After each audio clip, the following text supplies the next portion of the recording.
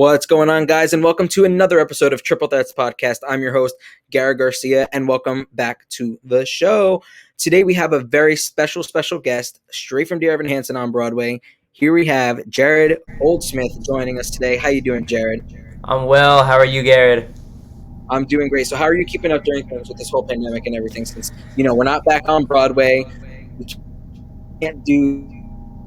have to be very safe with things. So how are you doing with that? For sure, I'm doing okay. It's a weird time for everyone. I'm just trying to keep myself occupied and busy as much as I can. I'm doing a lot of writing, writing some music, working on my musical. I've been doing some auditions. I've been doing my own singing, some TikToks, some video games, some Twitch. A lot of different kind of choose my own adventure type of activities, which has honestly been really fun and kind of freeing and cool to kind of resettle and refocus. So yeah, it's actually been a really interesting few months to a year now. That's good to hear that you're keeping yourself busy. And I know that you started acting as a little child. So can you tell us a little bit about that? Yeah, that's true. So I really began acting as a little child, like you were saying, with a lot of Nickelodeon, Nick Jr. voiceovers. I did voiceovers in The Ant Bully, which was an animated movie a while back. I did some extra work in Spider-Man 3. I did commercials for Wendy's and Quaker Oats. So a lot of different small acting gigs as a kid that kind of introduced me to this world and kind of made me interested in theater and doing community theater and middle school, high school theater, to ultimately want to studying theater and acting in college and pursue it full time as an adult, which I then got to do for a bit, at least before this pandemic and everything, and still am doing it and like I was saying, choosing my own adventure and kind of making my own opportunities as I can. Right. So we have this little picture of you in Spider-Man. You're so little and in the middle of such a big crowd. Now, Yeah. did you get any screen time? There, I think, is a tiny bit of screen time. I still do get residuals from Spider-Man 3 every year, which is so funny. I really think only like a piece of my hair or something made the final cut. There was a line I had way back when that was obviously cut from the main editing floor or whatever, but I'm not 100% sure. I've watched it back probably 100 times or more since, and it's very tough for me to find myself. There's like one shot in a newsstand where it's like me and a group of maybe three other kids. We're kind of there, and you can kind of see us a little bit. So I don't really know how it works, but it was a great experience nonetheless, and definitely one of those that in my younger childhood, only maybe like 10 years old, kind of it was definitely a cool moment for me as a kid, and kind of seeing that people do it full time. Seeing people like Tobey Maguire and Kirsten Dunst and James Franco on the set, even from afar, or from a few feet away. It was a very interesting experience for sure. Right, and it's really cool that that you were there. You can tell all your friends, "Oh, I'm in this movie. Look out for me. Go to the movies and see me." Everything like Yeah. that. So that must have been a Yeah, it's definitely a really, really cool experience. Like I was saying, I mean, even today, I remember walking back. That was in Madison Square Park, and it was only a few weeks ago. I was walking through Madison Square Park, and I had my mask on, and I was looking around, being like, "Wow, I can't believe, it was like 12 years or 13 years ago, whatever it was, where I was like walking through the same park, and there was a crowd of people, and it was a huge Spider-Man set, and it was like a big scene, and it's just crazy how the times have changed, and like you were saying, I was so tiny there, and I'm still not a very big guy, but I'm bigger than I was, and it's just it's just fun looking back and seeing how things have changed, and haven't in many right. ways. So yeah. And you also had a little modeling gig for Quaker Oats. We see that here.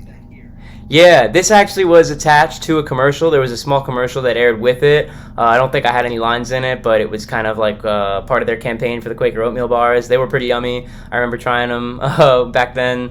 Yeah, I remember like doing a whole weekend out in, I think it was in Richmond on some soundstage, and it was like one day we were shooting the commercial, and the other day was like a modeling kind of photo shoot day where they were getting pictures like that, getting me excited, basically bouncing out of the chair with a mother and some referee kind of like holding our arms up. was a very, very fun experience. I remember there was like a child wrangler there who was kind of instructed to make sure, like, I, as the kid on the commercial, was like happy, whether I needed like some toys to play with or just, a meal that I wanted. It was that was also a very, one of those defining experiences, I think, as a kid, where, seeing, oh, this isn't just a hobby or something fun I could do, on the weekends as a kid. It's actually like something that could be a career and could be a real lifestyle for people. Seeing those adults, working with adults and watching them really treat it seriously and professionally, but also having fun at the same time. You see that, and it's when you're an impressionable child, it does leave a lasting impression, I think. Yeah. Right. Now, question, did you get to take a bunch of boxes home after doing that, or was it just I recall, I must have, because I recall eating those in the weeks following that commercial, like, for a lot of different things. I recall, like, I did a community theater production of Oliver probably a few months later, where I played Oliver, and it was like one of the things that I had to eat in a scene. So I remember having the taste of those in my mouth for quite a while, and I liked them. They were pretty good. They had that like strawberry filling, and it's like the Quaker Oat bars. So I don't think that exact brand is still, or that exact style is still made, but you can definitely find similar cereal bars to that wherever you go. Yeah.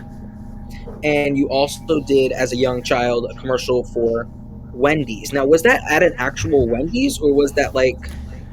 No, actually, that was a couple commercials. It was kind of a series. It was a campaign with this unofficial Mr. Wendy's spokesperson. This was probably back in like 2004. I was probably 8 years old, and it was actually filmed in Queens at Silver Cup Studios, which I believe does still exist. And it was on a huge soundstage where they made up a Wendy's, like a big old Wendy's, on set, but they had people eating in the set. I remember, like, even the lunch breaks they would have, and I think the protocols are all very different now with COVID-19 in terms of eating on set, but all the meals that were catered, or the chefs they had on site, people would eat in the actual restaurant, the like real food, and then when it was time to eat the Wendy's prop food, they would decorate it, and like there were certain hamburgers that you couldn't eat because they were decorated in a special way for a close-up, and then there were certain things you could eat. I guess I'm going off on a tangent here, but I do recall that very specifically. People eating in the fake Wendy's restaurant in a larger studio, so that was very fun. And yeah, I think also in that commercial there were like shots of the family in our home, and I think ironically there was one that was like a Nintendo campaign where it was like you could win a free trip to Nintendo headquarters. I think the funny thing is how much I've learned to love Mario Kart and those types of games throughout the years. And literally, if you watch one of those commercials, there's one of me playing Mario Kart in like 2004. Even though I don't think we were actually playing, I think there was like a green screen over the TV and we were pretending to play, and then they added it later. But yeah, I think it's just funny how that all kind of circles back, and I still am that guy playing Mario Kart several years later. Right. And now, so you were in a whole series of Wendy's commercials, because I was only a clip. Yeah, I think you might be able to find another clip or two. I don't know if they're on YouTube or like some some commercial ad archive one. There I'd say about 3 that I maybe shot, and then maybe a 4th one that got spliced together from prior clips. I'm not 100% sure where they are located, but they exist in time somewhere. I'm pretty sure they, yeah. We have one right now. Oh, incredible. So, see you. That looks good. Sure is. When I was a kid, I didn't get to choose what came in my kids' meal. Why? Well, it just came with fries. They didn't offer those juicy little mandarin oranges. Why? Well, that's just the way it was. Didn't get to pick between chocolate milk, white milk, or soft drink. Maybe back then they didn't think you were capable of making an informed decision. Point taken. Wendy's Kids Meals, now with new choices that make everyone happy. Oh my gosh, what a what a commercial. It really does. I remember the little mandarin oranges just sitting there. It was like a close up. I had to like take a bite of them and like put the spoon down. And I remember the chicken nuggets were like propped up with like a piece of bread in the box to like make them really pop out of the box, because they have to look like just so perfectly positioned in the chicken nugget box. I think it's so funny. Has anybody recognized you from these child acting little cameos you had here and there? Because you look the same. Yeah, I think some people have. I very much still feel like a kid inside, and I think some people will look at those, now, and they'll be like, oh, that's so you. Like, even just the way that kid is like looking, like with mannerisms. I feel like I look more or less, like the adult version of my childhood self. I think it kind of makes sense. Some people, you look at them as a kid and then you look at them as an adult and you're like, oh wow, you look nothing like you did when you were a kid. So I don't know if people now are looking at me being like, you look like that kid from that commercial I saw 15 years ago. But I definitely I think whenever people do see that and they know who I am now, they're like, oh my gosh, that is so funny. Like, that's clearly you as a baby, basically. Right. So as you mentioned before, you went to college and you said Elon University in South Carolina? That's correct. In North Carolina, yeah. Kind of mid North Carolina. It's outside of Greensboro, about an hour from Raleigh, Durham. Really, really fantastic arts programs and theater programs going on down there. It was kind of on my list as I was shopping for, specifically I was interested in a BFA, a Bachelor of Fine Arts in music theater. I really wanted to kind of beef up on my singing, acting, dance chops. I think musical theater is kind of where I had found my passion from. It was probably a year after that Wendy's commercial when I'd started going to a theater camp over the summer, which it was located in upstate New York. It still exists. It's called Stage Door Manor, and that's really where I would hone my craft as a youngster on singing, acting, dance, and performing in musicals. I would perform in a musical every summer, and I went there for about 10 years. Like right up until I went to college. It's where I met my best buddy Adam Quinn there, and we're still friends. We still write together. We still have worked together on many projects. So that's been really awesome. That how I guess it all kind of snowballed into this long journey of like doing little things as a kid and then going to summer camp and then deciding to kind of pursue musical theater and then getting into the college land. I went to Elon University to get my BFA. It was a class of about 20 other students. So it was very, very, very focused training, very a lot of hands-on experience, and just really intense work, and really kind of specifying those habits that I picked up and and learned throughout summer camp and high school and performing in theater there. Really shifting it, like I was saying earlier, from not just a hobby but to a real career is what we kind of learn in college. How do you do this for a living? How do you audition? Because your job is to audition, things like that. And really getting technical training on voice and dance and acting, rather than just kind of go time, show time. So that was a really, really special 4 years where I really grew tremendously, and had space to grow, and following was able to start working on a show called Dear Evan Hansen shortly after graduating. Right. Now, was there anybody in your college classes that ended up going on to Broadway? Oh yeah. One there. I can just let you know.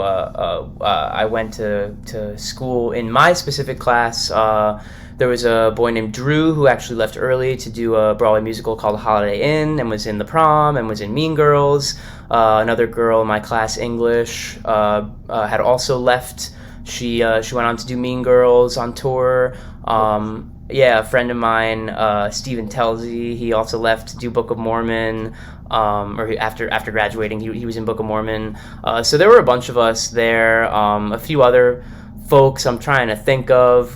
Some big TikTokers. JJ Neiman was the year above me at Elon. Right. He was also in Book of Mormon on Broadway, big on TikTok, and another boy named Fergie. He was in Hamilton after graduating on Broadway and on tour. And Julian Brzezinski's also a really, really big TikToker now. He was a year above me. Also went to camp with me.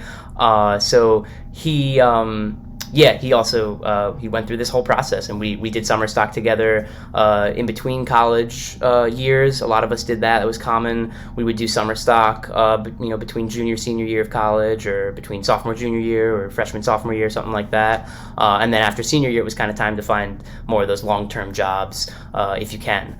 So yeah, Right. there are a bunch of us who've been down there. Yeah. I was gonna say that's a lot of people. Yeah, and those are just the people that I went to school with, or just a handful of them that I named at least. There were, dozens, beforehand, and ones that I didn't even mention that have come along the way. So yeah. Right. And so right after college, you went straight with the Dear Hansen national tour, if I'm not mistaken. Yeah, pretty much. I was in the rarely unusual and fortunate position to actually have the gig booked and lined up before I had even graduated. I knew I was graduating. I was a few months out, but I had started auditioning just a few months before graduation, and the callback process and everything just kind of lined up where if I was graduating in May, I knew that I was doing the show in some capacity by February of my senior year. So it really just worked out like so perfectly, like a big perfect bow was just wrapped around my college experience like that. It was really wild, and that doesn't happen to a lot of people, and I realized and recognized that doesn't happen to most people. So I tried to just not think about it, and was grateful for every second, and it was really a special time for sure. Yeah. Now, how was going on the road with Dear Hansen? Because you guys went to a lot of places. Yeah, we played about 25 cities in that first year on tour, and going on tour was really special, mostly because this was the first national tour. Not only did we get to rehearse the show as a new company in a studio with the director and all the writers, and really kind of like remount the show, and it was the first time they'd been in a studio reworking the show and doing table work like that since it had first opened, but also it was the first time the show was going to all these different cities. So when we went to Denver and LA and San Francisco and Boston and Chicago and all these amazing huge cities in the country, it was really the first time the cities had seen this musical in their town. So it felt very personal for them. It felt very much like, they were getting the show just for them. And unless someone had visited New York before then to see that specific show, they hadn't seen the show before. So it was really cool kind of being the first cast to play that show. And for a lot of people that ended up seeing us, it was like we were their first experience of the show. There were a ton of people that came in LA, like Tom Hanks and Troye Sivan and Adam Scott and all these famous people that hadn't seen the show before, and they would come backstage after and be like, oh my gosh, I'd never seen the show before. And it was crazy for me to think like, oh my gosh, I'm the first person that you saw play Jared Kleinman in Dear Evan Hansen. That's so funny. That's so crazy to me that I was your first experience with the show. So that's really cool, and something that I'll definitely carry with me for the rest of my days as something really special. And I know exactly how that feels because you were my first Jared on Broadway, and we're going to talk about that right now. Oh my gosh. How basically the whole tour cast just kind of transferred to Broadway. A lot of us did, and that was a lot of fun, and really an interesting process too, because it was about half of us, I think. I moved. Phoebe moved over, who played Alana, and Christiane and Jessica, who played both the mothers, had moved over as well, and. The cool thing about that was we were getting to now work with some people we had worked with before and were familiar with, and we also had new folks to work with as well. And I always loved working with new folks. I loved going on stage with an understudy every so often when it would happen, because it does happen where people get sick and have to call out, or they have somewhere to go. It keeps you really on your toes, and it keeps you listening, and it keeps you engaged, and it keeps you present when you have someone else wearing that blue polo or whatever the costume might be, and you see someone else in that track. It keeps you kind of focused and present. So I love it. I love when that happens, and it was really cool working with different people like that. The tour, the transition from tour to Broadway was interesting because we, at least for me, and a few of us, we had left the tour, maybe it was the end of September. We had about 2 weeks off, kind of as a vacation, and then for about 2 weeks we had a small rehearsal process, which was very, very different from the tour rehearsal process where it was launching the first national tour. In this instance, we were, rather than launching, we were replacing the folks who were leaving in the Broadway company. So what that meant was a smaller rehearsal process. It was us working mostly with the understudies at that point and just a stage manager rather than the director and the writers, because at this point they're off doing whatever other projects they're doing. So there's not as much time for that hands-on kind of experience that we had when we were launching the tour, doing the table work and so on and so forth. So we really just, the replacement process, if this is making any sense, we rehearsed only our scenes, only our moments, with, associate directors and choreographers and stage managers. And right. Then the I guess it's the Friday, maybe, the Friday before the Tuesday where we had started our Broadway runs, we had a put-in, which is basically, the people that are replacing are in full costume and do all their quick changes, et cetera, and the rest of the company comes in for just that one rehearsal, and they're not even in costume, but they're in their mics, and we pretty much run through the show, or we run through whatever moments need to be run through, and that's the put-in process. And then the other fun thing is, we actors also got to do the put-ins for other Broadway folks that had left as we were there. So when I was on the Broadway production, Andrew Feldman and Alex Boniello had left, so I got to do the put-ins for their replacements, which were Jordan Fisher and David Jeffrey as they came in. So that's an interesting process as well when you're doing someone else's put-in and you're not in costume and just have your mic on and you're kind of like, all right, you're helping show them the ropes and make sure they're going to have a smooth transition process into the company. So those are some inside scoops onto how that works. That must feel really good. Now, do you remember the first time that they told you, oh, you guys are going to Broadway? I do. It was kind of midway through the tour where they were telling us, we really like your work here, and we want you to join the Broadway company next year. And that felt really good. It felt like kind of I guess I was doing the right things every night. And again, it's kind of not one is better or worse or whatever.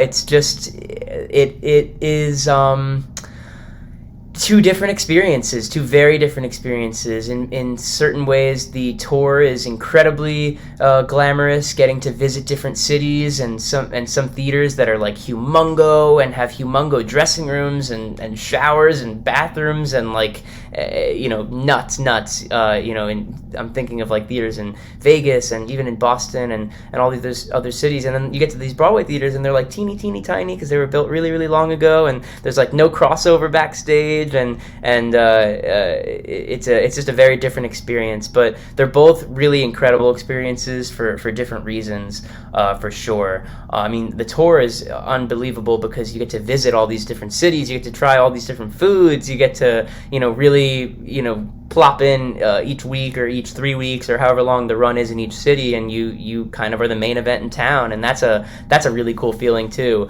to be like the big hot show that's rolling in for a limited time. And then on Broadway, of course, you're on Broadway, so there's a really magical element for that as well. When you're one of the 40 famous theaters in a small few block radius, and you're all performing and making magic and music every night. I mean, that's an unbelievable sensation as well. And for me, I'm from the New York, New Jersey area, so this feels like my home, my people as well. So that's really cool. It was cool having, I think for me, there were more family and friends that were able to kind of visit me on Broadway, but also going on tour, it's like I know people that live in other cities just from life and my other experiences, so that was cool, reconnecting with other friends and folks that wanted to visit as well. So yeah. Right. Now, did you visit North Carolina on the tour or somewhere in that area? I did, yeah. We went to 2 cities in North Carolina. We went to Raleigh, Durham, and Charlotte. And Raleigh, Durham was the one closest to Elon, so I had a lot of professors come see me that had only taught me a year before, really, and they got to see me in the show, and a lot of friends that I still had that were there at that point because I was only a year out or less, really, at that point. And I had a few memories of going to Raleigh, Durham, or DPAC, the Durham Performing Arts Center, to see some shows on tour while I was in college. I didn't grow up seeing a lot of touring shows because I was so close to Broadway, so I would usually see shows on Broadway. But, one experience I recall, I guess it was my sophomore year of college, I remember seeing the beautiful tour, which had just launched, and someone who had just graduated the year before. Her name was Nasia, super, super talented, has done a slew of Broadway shows. She had just booked the beautiful tour right out of school, so I got to see her in that show, and that was like a cool experience. And, and then it was only a few years later that I had graduated and was kind of doing the same thing, so it was cool, kind of going back to that location for sure. Yeah, that I mean, it sounds cool to me, so that's good. Now, do you remember your first, obviously you remember, like, who doesn't, but your first night actually on Broadway when the curtain, well, the curtain doesn't rise up, but yeah. But, I do. There was almost this sensation of like getting through it that first night, because it was like my first time doing it in almost a month, and it felt like doing it in another city on tour, but with a slightly different backstage traffic. Like I was still trying to figure out the traffic pattern of the Music Box Theater, but the backstage traffic and how that all worked. On tour, the backstage traffic pattern has to change slightly depending on where you are, but and what the theater looks like. But we would do all our changes in the quick change booths on tour, and on Broadway you would change in your dressing room unless the change was super, super fast. So it was kind of just figuring out some of that traffic. And I remember by the time I had gotten, just before the finale, which was the last moment I had to do in the show, I was like, okay, I made it, that's it.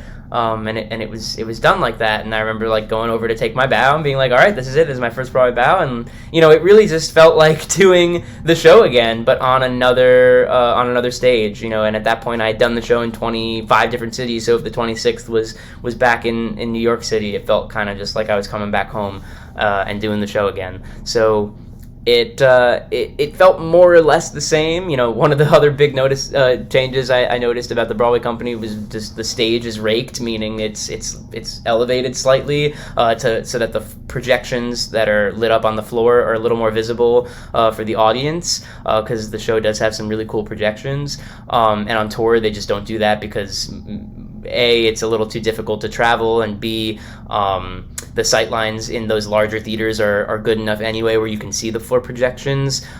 So that was just something to get used to, because after a while I noticed walking and singing and dancing a little bit on a raked stage, it starts to pull at your lower back just a tiny bit. So that's why it's good we got some physical therapy at the theater in case we ever need it or are feeling some pain. I have a massage gun just in case I ever need to kind of loosen up. I get tense everywhere, so it's good to keep breathing and staying loose. It's just good for the art form, I believe. Right.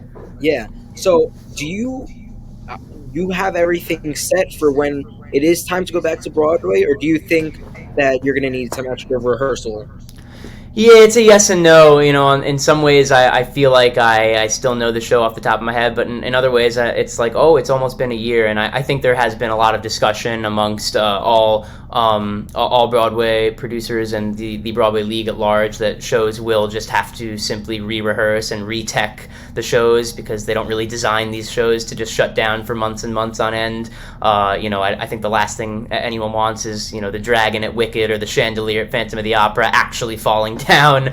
So I think people are going to want to, producers they're going to be expecting a new tech process and a new rehearsal process. And in case there are any cast changes, they'll definitely have to account for that. So I think there will definitely be a rehearsal process for sure.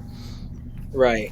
So I have the playbill here with me, and this is from when I went to go see the show. I went to go see it in like January, so it was like COVID was like around, but it wasn't like we had heard of it, but we weren't exactly terrified and didn't know what was going to happen. Yes.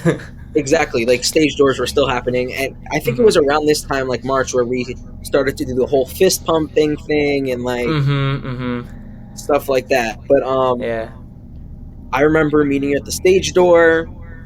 That's you right there, right? Oh yeah, that's me right up there.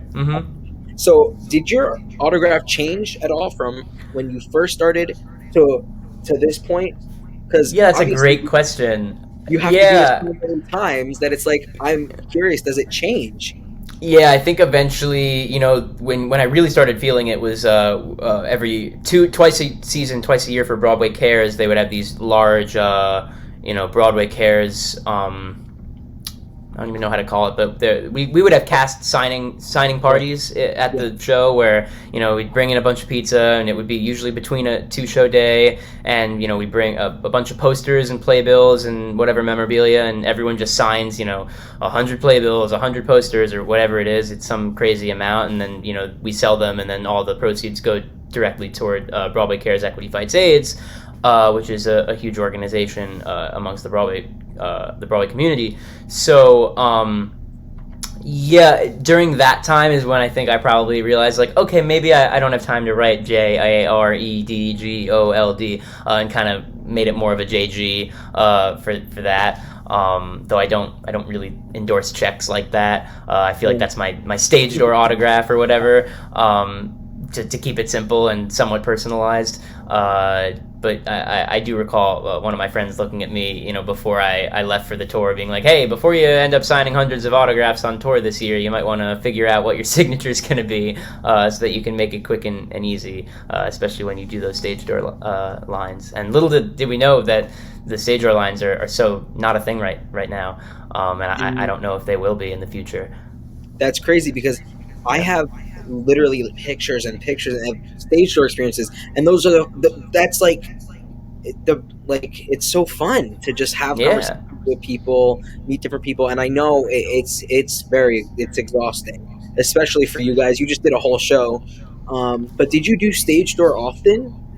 Yeah, I tried to do it unless I was really busy with something, or maybe it was raining. I typically didn't if it was like pouring rain, or mainly because the Sharpies don't really work in the rain on the wet paper. But if it's a nice night, it's not too cold, and I like doing it. I sort of feel guilty not doing it, because there's that part of me that does feel or think of the young person that might be seeing theater. It might be their first experience, and they really want to have a memorable experience after the show.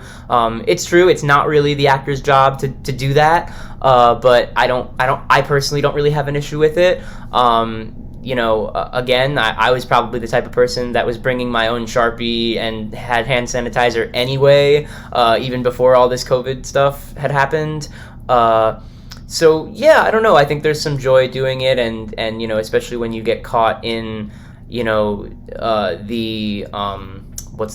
routine of doing 8 shows a week. It's nice to see different faces each performance at the stage door, of people who had different experiences. It helps to kind of keep it fresh and remind you, oh right, there's someone experiencing this for the first time every single performance, which is why it needs to count, and it needs to be authentic and honest and organic every performance, from our end, from the actor's end. And that that's a great way to think about it. Now, when you weren't able to do stage door, and I know uh, Jordan Fisher, major popularity, would he ever like? I know stage door can be a lot with like big people like Jordan Fisher in the cast, and you're just signing a bunch. You're like, pass me that, pass me this. It could be exhausting. So, did you ever like go through the back, through the Hamilton little secret entrance? Trying to think. I'm sure there was one time where I did, if maybe I had somewhere to go, or I was trying to go out to the bar that night, maybe, or whatever it might have been. Usually, for the most part, I had enough time, and I'd be like, all right, let me sign real quick, and then we'll be on our way. I tried to do it. Even Jordan would try and do it when he could, but again, it's one of those things. If you're tired, and for me, I always felt like I was playing Jared, I wasn't playing Evan, so it wasn't quite as taxing. So I had less of an excuse anyway. And I, again, like I said, I like doing it. I like connecting a little. It's a nice thing to do, and people are often usually appreciative. It's rare that I meet someone that's rude or disrespectful. So typically, if they're there, they want to be there. So I'd like to be there too. I liked my job there, and that's even though that's not part of the job, the show is the job. It's a nice sort of reminder, I think, of just how special it is. Yeah, and how it really touches people. Right. Now, it was like so. Also, you mentioned you not being Evan, not being an excuse. Your vocal ranges in that show, it's like crazy. I don't even know how you can do that. And I was looking at your resume, and it says weird noises and sounds, and I think that it's absolutely hilarious that you put that in there. But you do have to reach some high notes, some dancing points in the show. It's a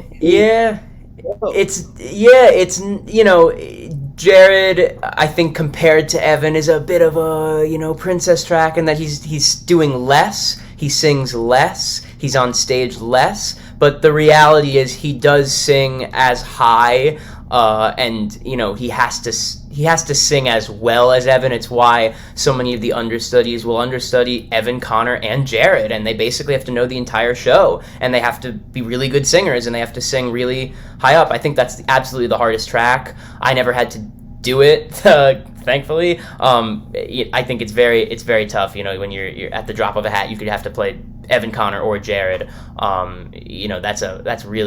That's tricky. I really think that's tricky, because they're three very different roles as well. But yeah, it's Jared sings a lot, and it's up there. It's B's. It's high notes, but it's because he's not on stage as long, I guess, is where I feel like, okay, it's a bit of a there's time to breathe, whereas Evan is just constantly screaming and singing and crying, and it doesn't leave the stage. I think that's the one thing they always talk about, the people playing Evan, is balancing drinking enough water but not drinking too much, where they have to go to the bathroom in the middle of Act 2 or whatever, because they don't have a free moment to leave the stage. There was always this one moment where Heidi visits the Murphy's house in Act 2, where Evan has 30 seconds to go off stage and run and use the bathroom if he needs to, and if you are backstage, it's you need to not go anywhere near the path that Evan has to get to the bathroom and out, because you're gonna get run over, or he's gonna collide with you, or something bad's gonna happen. So I always remember I would see him run, and I'd be like, oh, and I'd run away and get up against a wall. Now, when I was at the show, I can still hear your vocals on some of the backing vocals. Did you guys pre-record those, or that was all live backstage, right? Yeah, no, there are so there is a virtual community that sings in You Will Be Found and You Will Be Found reprise, and a lot of them are there's some lines, there are people that say sending prayers from Michigan and Vermont, or there are lines that happen in the song You Will Be Found and You Will Be Found reprise. And a lot of those pre-recorded voices are other Broadway actors and singers, and they've been those pre-recorded voices since the beginning. Jen Kalela's one, who's in Come From Away. Gerard, who was an original understudy for Evan Hansen and was in Groundhog Day and Be More Chill. He's one of them. Michael Kilgore is another one. They're all listed in the playbill, I believe, under Virtual Community. I think is what it's called. So a few of those are there, but then other than that, it's the 6 or 7 people that are singing You Will Be Found, and it's heavily mixed, and it just it's a lot of singing. It's a lot of high singing, especially for Jared and Alana during that song. It's a big number to sing for sure. That number is like a wave. It's just like when it goes, "You will be found," everybody's like, yeah. It's whoa. Crazy. It's loud, and it's very emotional, and people are usually very touched. It's a very touching Act 1 finale for sure. Yeah. My mom went over to me. She was like, "Are you okay?" Because I was bawling. And, yeah. The scene where Evan just breaks down while he's trying to do his speech. That's like, do you guys ever get emotional backstage watching the show, or has it got something? We can, we try to. I think usually we try to sort of not focus too much. One of the big things I liked to preach was leave the show at the theater, when it was done, so that it wouldn't get you too much, because you don't want to take too much of that home with you. The some of the themes are very intense. Obviously, they're talking about depression and anxiety and suicide thoughts, and it's important to make sure you're having a good day and you're still staying centered. A lot of actors playing Evan would often say, some people might think it's easier to do the show, when you're having a bad day, because you can tap into a character that's having a bad day. But the truth is, as an actor, it's usually a lot easier for me to do the show when I'm having a good day, and then I can access whatever place I need to access. My mind is clear. I can kind of center myself. It was pretty rare, I think, that I would be listening or watching words fail backstage and sobbing along. I would listen, though. I would always listen, and the speaker would be going on backstage. And usually during Evan's breakdown moment, I would be off stage getting ready to go on for You'll Be Found, probably drinking a lot of water, maybe stretching, usually trying to stay quiet in some way. Right. But, my next moment, if I'm remembering my track correctly now, was not like a sad emotional moment, so it wasn't like I was trying to get into that place anyway. So I think for me it was just trying to focus on what was Jared Kleinman, other Jared, thinking and doing and getting ready to do in that moment. Now, if I recall, your scenes aren't that I don't know how to describe it, sad, you're a very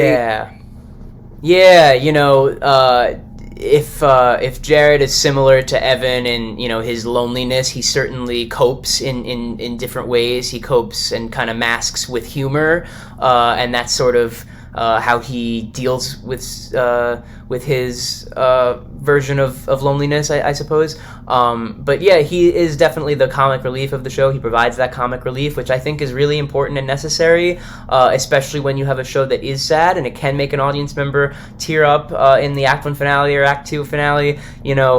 The audience, I think, feels more comfortable, and this is really to the writer's credit, when you can set someone up with laughter and they feel really comfortable, like they're able to go along for the ride, it kind of, they trust you and they'll listen more, and then it's that much more gut-punching and heart-wrenching when they get to that sad moment and they're watching that sad moment and they really can go along with the show and just kind of be vulnerable to the story, if that makes any sense. So I think it's often very important to have that comedic relief to set the audience up so that they're comfortable for those sadder moments. Now, how much do you see Jared in Jared? Great question. A bit, obviously our names are the same, they're spelled the same. Jared makes all these jokes about how he went to summer camp, and he makes a bunch of funny Jewish culture references, which is very up my alley. It's very fun. So I definitely feel a connection to him for sure. I think I was a lot more like Jared Kleinman probably when I was 17 versus, 22, 23, 24-year-old. However, I'd like to think I'm a little bit nicer than Jared Kleinman. Jared Kleinman can get a little bit mean, a little bit nasty, a little bit tormenting, though he doesn't really mean it. But, I'd like to think I'm a little bit nicer. That's just me.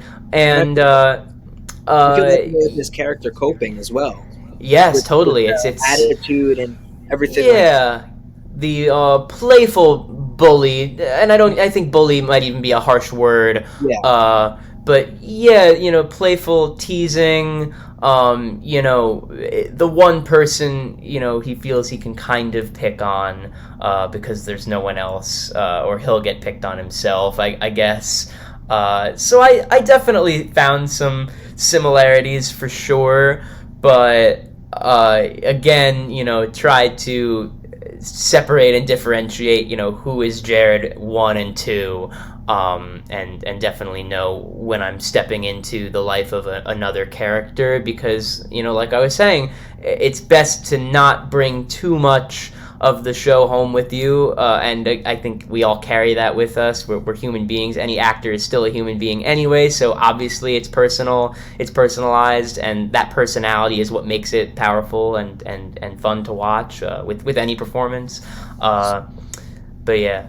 And that's good that you're able to separate Jared from Jared, but still have some similarities. Now, who was like the first one in the theater? Because I know whoever played Evan, like throughout the run, Ben Platt, everybody that played Evan, I know they had to actually get the cast on. Yeah, that was actually, it wasn't like a slip on. They did the whole thing. Yeah, that's a real cast. That is a real cast that Evan would get into at the start of half hour before the show, and it would remain unsigned. And then Connor would sign it at some point throughout the show. I won't give too much away. And yeah, he always just had to be in a cast. And then at intermission, it would get sawed off of his arm. And for special Broadway Cares events, we would actually raffle off the cast, which was a lot of fun. And people would often want to take one home with them. So yeah, it's kind of a nice little memento, and it's like a fun little ritual for any actor that got to play Evan was getting the cast on. And usually if like an understudy was joining the company or whatever, they would get fitted for a cast, and it was the person who did hair and wigs actually would always be in charge of the cast. That was some equity rule, I believe, about an appendage or something attached to the skin. I'm not 100% sure what the protocol is, but it was always the hair and wigs person that would do that, and would always do a good job. Yeah. Did you ever take home a cast? I did take home a cast at the end of the tour as I was leaving, and I had the entire company sign it. And it was always fun to kind of see the difference between each actor's cast and how it would look. Ben Ross, who played Evan on the tour, had these really small arms, and it would just look like a small cast when it would come off of his arm. So it was always fun to kind of look at that and look at, his arm's like, he's got a bulky arm, he's got a muscle arm, or like he's got a smaller. I don't know. It was always kind of fun to see that. And I know a lot of people like Zendaya and Gaten Matarazzo came to the Broadway production as well. So like you were saying earlier, it must have been cool that was the first, Jared that they saw. Yeah, or even at that point, they might have seen the show at some point, but it was still, always very fun to meet them. I always loved when they would say, we have a special guest in the Blue Room, it was called, at our theater tonight. Zendaya's here with her boyfriend from Euphoria, and we're all like, oh my gosh, no way! I love that. I gotta go meet her and say hi and like take a picture with her, even though like I'm kind of sweaty and gross, but like I want to introduce her, or I want to introduce myself and say hello. Hope you enjoyed the show. And it's so funny because they're like, we're coming to see you, but we're like, oh my gosh, I can't believe they came to see us. So that's a very funny. I don't even know what the word is, but it's just a funny circumstance, and I always love when stuff like that happens. It's always a blast. Right, and it's now being on Broadway, you can't go see other Broadway shows. So not unless they're playing on an off night or something. Yeah. Exactly. So how many shows were you able to see during your run of Dear Evan Hansen on Broadway? Oh, that's a great question. I'm trying to think now. I definitely saw the West Side Revival last year at some point, and I know the last Broadway show I saw was the Company Revival last year. It was the Monday before Broadway had shut down. I remember I had actually, because March usually is the month where a lot of shows enter previews, or they start previews to prep for that Tony Awards season. And I had tickets for a couple different shows on Monday nights. I think I had tickets for Girl from the North Country on a Monday night, and for Mrs. Doubtfire on a Monday night, and Company was, I think, one of the only ones I got to see, and I saw it the Monday before everything had shut down. Right. So I'd say I saw maybe, I saw To Kill a Mockingbird maybe the week before. Was there one other I saw maybe? Yeah, I feel like in the 6-ish months that I was doing the show on Broadway, there were probably 5-ish Broadway shows I was able to see, 5 or less. I'm just a theater nerd anyway and enjoy going to those shows anyway, so I liked that. Yeah. But it is tough, a lot of actors, the other thing is it's kind of like, oh, you're doing a show 8 times a week, and really on your off night you want to go sit in the theater. It sometimes is a tough sell when you look at it that way. Exactly. Kind of depends, yeah. Now, when you went to go see Company, that's when they were like kind of dialing things back. Oh, we're not going to do stage door.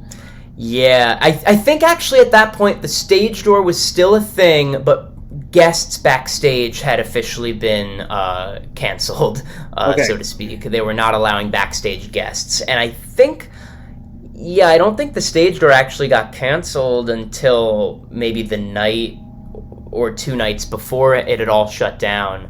I know. Now that I'm thinking about it. I know Mean Girls did shut down like the night before Broadway shut down, because I remember Sabrina Carpenter just started her run in Mean That's Girls. right. Like 2 days, and like everybody was going to see Sabrina Carpenter. Everybody was so excited because we've grown up with her seeing her on TV, Girl Meets World, and then there's like you're going to meet her, and then there's no more stage door. And like again, that's not an actor's job, but it is an enjoyable thing to do. And I think that anybody who does love theater and loves everything about it knows that is really fun. So yeah. It is probably kind of a bummer. And do you miss connecting with the fans or even doing the show? Like obviously. Oh yeah. Doing the show every night became such a ritual and such a great.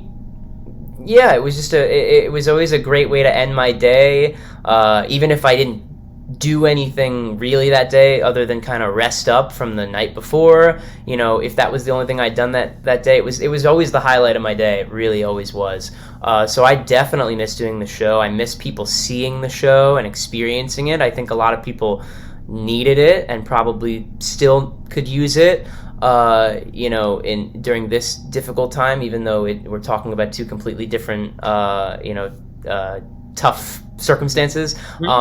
But yeah, I totally miss it, and I'm sure everyone, not just in the cast, but the crew and the musicians and even the creatives that made it and weren't necessarily at the theater watching every night, but would pop in maybe once a month or once every other week, or just knowing that their story was being experienced by people night after night, thousands, whether it was in New York or on tour or in London or wherever it might have been. I think everyone is really feeling this. Just they miss it, they really do, and there's kind of nothing anyone can do about it right now at the moment. It's definitely different, because I used to go see 1 or 2 Broadway shows a month. Fortunately, Yeah. I'm more fortunate to be able to go do that. Now you mentioned that the creators like come and stepped in like into the theater a couple times to see what was going on. How often did the Pasek and Paul come on in?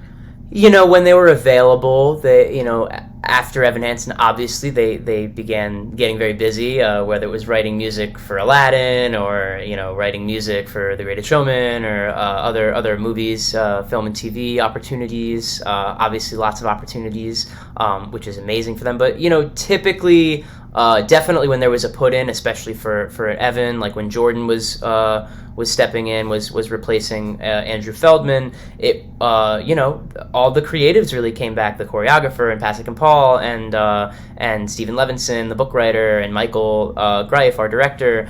Everyone came back to just make sure everything was running smoothly and working well. And typically, whenever there was a new Evan or a new cast member of some kind, they would maybe pop in, as they could and as they were free, to just take notes, give notes, make sure the show is working and running the way they envisioned it, because that's important to them. It's their show as well.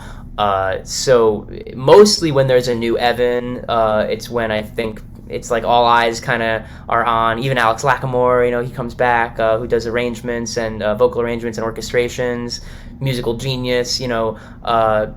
They want to make sure everything's running smoothly, even though they're busy with other projects. This is what keeps them busy. This is another project that they have to come in and check on. Right. And speaking of projects, ever since Broadway has shut down, I know you've turned to TikTok, turned to your Twitch gaming. We see that you're live on TikTok every night doing your gaming thing, and I like that. And all of Jared's links will be in the description below. But yeah, so I've seen a lot of Broadway stars after this whole pandemic hit turn into like real estate agents and all these different things. Is that something that, like, doing anything else besides Broadway right now, is that something you've thought about? Yeah, it's definitely something I've thought about. I think I'm more interested perhaps in like a more creative, like some creative or writing position that might be behind the table, or something that I guess doesn't require you to maybe be at a theater every night, performing live, especially in an age where we're finding it's sometimes not even possible to do live theater, obviously as it's been for now about a year. But I think everyone's trying to find their outlet and what works right now. Like I was kind of saying at the beginning, I don't know if I'm going to be looking into something like real estate or something like that, but I definitely, I've been busy with the writing. Like I was saying, I've been writing this musical, Mazkapan, for the last 4-ish years.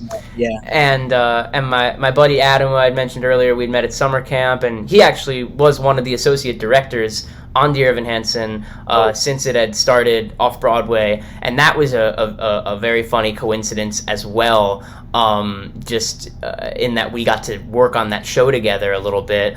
But the two of us have worked on Mazkapan. Last January, before the pandemic, we went to Texas State University, where we got to workshop it for about a week. Really, really incredibly magical experience. And because of the pandemic, we actually had time where, even when we weren't together virtually, we were able to still work together on this musical and keep finessing it, keep editing it, keep writing new material, keep writing new music, writing things that worked, to really get it right. And we were able to have a virtual workshop through Texas State University again this past fall with their students, who are incredibly talented. So that was a really great working experience, or just kind of outlet to have during this COVID time. And on top of that, the two of us have been writing just regular kind of pop music together that we're going to be releasing very soon. And there's going to be a couple songs releasing. The first, which will be coming out on March 26th this month, is very, very exciting. I hope that everyone will tune in and listen. It'll be on Spotify and Apple and wherever you can consume music. So that's going to be super, super, super exciting. And we can't wait for people to hear it, especially because, we've been working on this musical Mazkapan, which is great, and we love it, and we've been working on it for a while. But the truth is, it's a musical, and musicals aren't really happening. And new musicals, it's tough to really get them launched and off the ground right now. So I think the fact that we're working towards something with this pop music that's got like a finished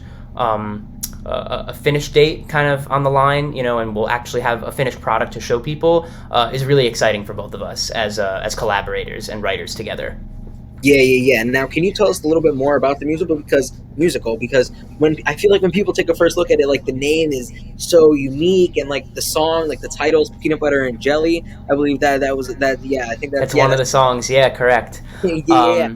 So tell us a little bit more about that. Of course. So Mazcapan, we wanted something that had a real zing to it, maybe a Z, a K, a P, some consonants, and we love the zing to it. Mazcapan, it's a new world, and it tells the story of two best friends named Ralph and Harry, very much like myself and Adam, and it tells the story of Ralph and Harry, who are two best friends, and they find themselves stuck in this magical town called Mazcapan, which is entirely populated by singing and dancing Mazies, who are the creatures that inhabit Mazcapan, and the Mazies are singing and dancing puppets, but they're called the Mazies.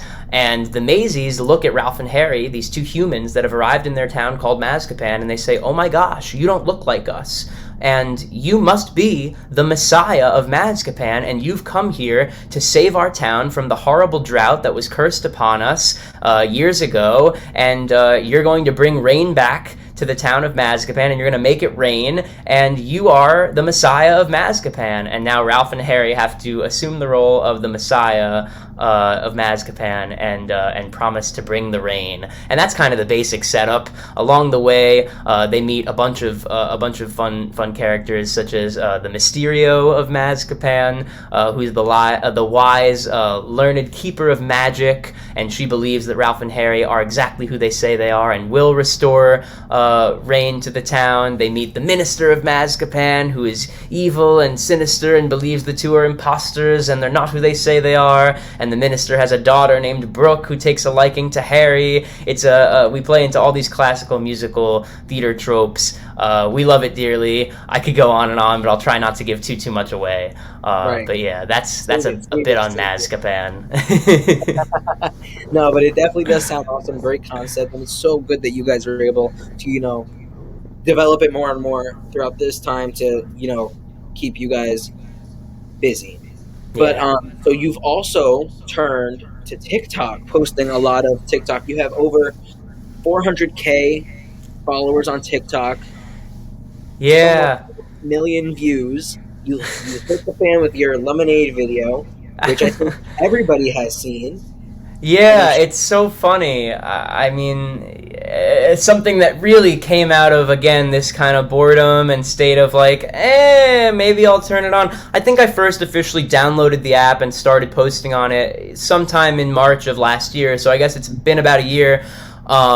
But I think somewhere around, the summer or whatever, I wasn't really that active on it, and it wasn't until maybe the fall where I started saying, all right, why don't I get back on this TikTok thing? I'll see what happens. A couple weeks later, I started just kind of doing some covers of songs in my own way that were already popular TikTok sounds, and of course, yeah, some of them, like the Lemonade one, just kind of blew up ridiculously, and it almost makes me somewhat mad that like that's the thing that gets people's attention when you're working on like writing your own musical for 4 years before then. But I also think it's kind of just delightfully hilarious that that is what happened, and I think if it's something that people enjoy and they enjoy seeing a little song piano cover on their For You page on TikTok, and it brings a little smile, then I think that's great, especially in a time where people are experiencing all this uncertainty and they don't know what's going on. So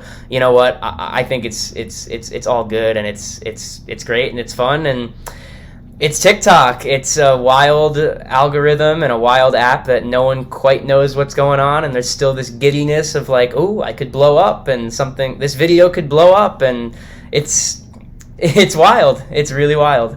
You know what? You did exactly that. It had over 19 million people watch it. Ridiculous. And I don't know what that number even looks like. When you say 19 million, like, wow, that sounds like a lot. I can barely fathom that. And for anybody who hasn't seen it, I'm gonna play the clip of Jared on the piano with Lemonade really quick. Bitches say, hey, you can't miss what you never had. Hey, off the juice, God and me got your man. Got boo, all got proof is missing. Ice, lemonade, my neck was dripping. Ice, lemonade, my neck was dripping. You just can't make that up. It's just so ridiculous. But it's So crazy ridiculous. how your vocals still sound so good in that video. Yeah, I mean, what I definitely appreciated for me personally was just the fact that I was able to use TikTok as an excuse of like, well, if I sing on it, at least I can, guarantee I'm gonna, hold myself to account on warming up and, vocalizing and making sure I'm keeping my vocal chops still accessible and healthy and in shape and kind of, it's a muscle. It's your voice is a muscle, so it's like going to the gym and it's just keeping it up and keeping it in shape, especially when we've had this Broadway shutdown and I was vocalizing and warming up every day before every show, every performance. So I think that aspect of just kind of feeling like I'm still performing almost, because in many ways, TikTok, it's like America's Got Talent. It's like this modern vaudeville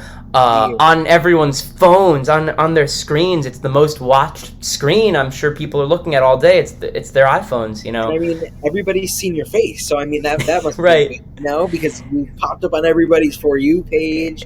It's so odd, yeah. It's just so odd to me that became another outlet, and you know what? I think it's fun, and I think it's funny, and I think it's great. So yeah, and that is a good Yeah. reminder to everybody out there, because I know personally, I haven't sung in a really long time, and like you said, the voice is the muscle, so we have to keep up with that, or else it's just gonna, it's not gonna sound as great as we need it to sound. Sure. When we need to do our performing. So that is a very good reminder for people. And on the flip side, it's a muscle, so if it has been some time, like you can get it back into shape, the same way you can always, you can get back to the gym and you can do that. So anyway, yeah. Right. So now we are going to segue into a little game that I like to call Guess the Musical. So basically what it is, I'm going to be showing little portions of playbills up on the screen, and you have 30 seconds to guess them. Okay. I'm either going to be great at this or horrible, so let's find out. There's only a couple of shows, so let's see how many you can get in 30 seconds. All right, here's Guess the Musical.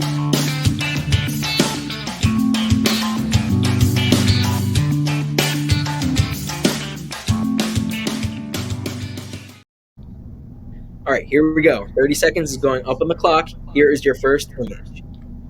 Wicked. Mean Girls. Waitress. Beetlejuice. Hamilton. Book of Mormon. Evan Hansen. There you go. 17 seconds. Hey! 17 seconds. I have to record that. That's going to be on the leaderboard chart. All right. I hope someone beats me. I hope someone beats me. I have to add more. You were too good at that. That was funny. But yeah. So like Jared said, make sure to check out his music. All of his links and everything will be down below. He's on Instagram, Twitch, obviously. Watch out for the gaming and everything like that. But Jared, thank you so much for coming on the podcast. I appreciate it. Yeah, Garrett, thank you for having me. Anytime. So thank you guys once again, and we will see you on next week's episode. Thanks, guys.